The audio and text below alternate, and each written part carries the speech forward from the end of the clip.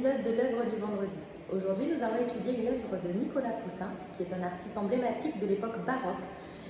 Cette œuvre est donc l'enlèvement des Sabines, peint entre 1637 et 1638. À l'époque baroque, tout comme à la Renaissance, le but suprême de la peinture, c'est de transmettre des valeurs morales et qui sont données grâce à des thématiques qui sont soit historiques, soit mythologiques, soit littéraires. L'enlèvement des Sabines est à la fois un récit historique et à la fois un récit mythologique. On pense que cette scène a réellement eu lieu. Elle colle en tout cas aux dates de la création de la ville de Rome. Cet épisode a été raconté par deux auteurs, deux historiens, qui sont Plutarque et Tite-Live. Dans l'art baroque, il y a une importance très importante qui est donnée à l'expression des sentiments, des passions de l'âme, et cela peut se faire à travers différents procédés, qui peut être évidemment la diversité des expressions des visages, comme c'est ici le cas, on peut le voir assez nettement à travers la peur dans les yeux des Sabines et des Sabins, ou la détermination dans le regard des soldats romains. Cela peut se faire aussi avec le décor ou bien les drapés. Cela peut aussi se faire grâce aux gestuels qui sont parfois et souvent même théâtralisés.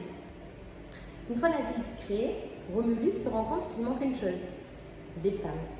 Et donc, afin de repeupler sa ville de famille, il va inviter ses voisins, les Sabins, à des jeux équestres. Les règles de l'hospitalité veulent que lorsqu'on est invité à des jeux, on vienne non armé. Au moment où tout le monde est réuni au centre de la ville, Romulus va faire signe, comme on peut le voir juste ici, à ses soldats d'enlever les Sabines. C'est donc les scènes que l'on voit au premier plan où les hommes vêtus d'armure enlèvent les Sabines, comme on peut le voir juste ici, alors que des personnes âgées sont en train de supplier qu'on les laisse. Des Sabins essayent de sauver leurs femmes, mais ils sont évidemment venus non armés, donc il est impossible pour eux de défendre leurs femmes, leurs filles, leurs sœurs. Et donc ils s'enfuient, laissant leurs femmes aux mains des Romains. Les Romains vont assurer aux Sabines qu'elles vont être bien traitées, qu'elles vont épouser des Romains et qu'elles seront heureuses par l'amour que leur portera leur mari romain. Et finalement, elles vont très certainement se faire à cette idée, puisque lorsque les Sabins reviendront les chercher, les Sabines, pour éviter un combat sanglant, demanderont aux Sabins de repartir. Au niveau de la composition, on a une scène qui prend place dans un décor architecturé, c'est-à-dire que tout le tour de la place est entouré de bâtiments qui nous rappellent l'époque à laquelle se passe cette scène.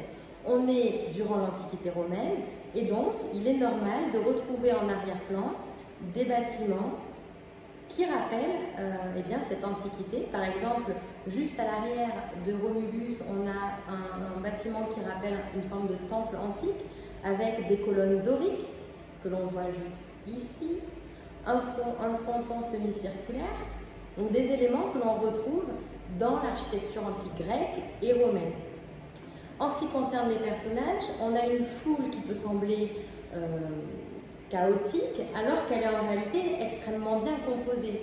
On a des lignes qui sont divergentes et qui renforcent cet aspect de bataille, des forces qui s'opposent les unes aux autres, comme ici une ligne oblique qui est créée par les deux personnages habillés de bleu et d'or, de jaune, or, rouge, et de l'autre côté, une ligne qui s'oppose, une oblique dans l'autre direction, qui est amplifiée par la personne âgée qui est juste à l'arrière.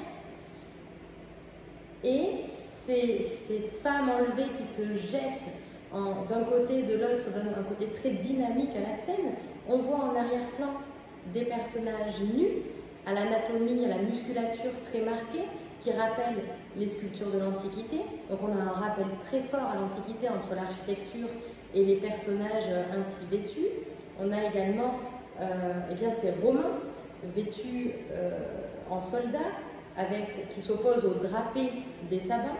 Donc on a toute une opposition de couleurs, de lignes, de formes, de matière qui amplifie encore cette sensation d'opposition, de bataille, tout simplement.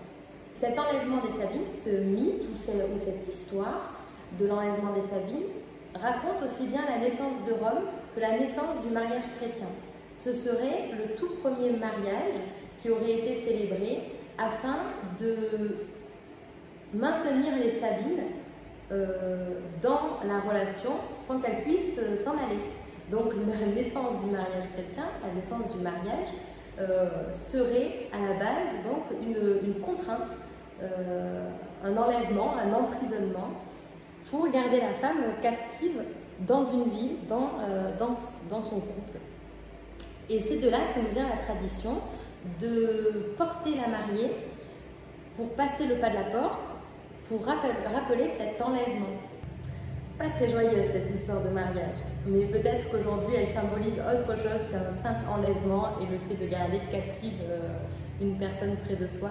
Alors je vous laisse me laisser en commentaire votre avis sur le mariage, juste sous la vidéo, et je vous dis à la semaine prochaine pour une prochaine œuvre.